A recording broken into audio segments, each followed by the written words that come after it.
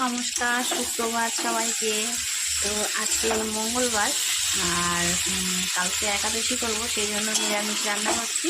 আজকে আজকে নিরামিষ খাবো, আগামীকাল একাদশী বলে। তো এটা ফুলকপি, আলু, পনির দিয়ে রান্না করব। পনিরটা ভেজে রেখেছি, আর এদিকে লাল শাক ভাজা করেছি পোস্ত দিয়ে লাল শাক ভাজা করলে খুব ভালো লাগে।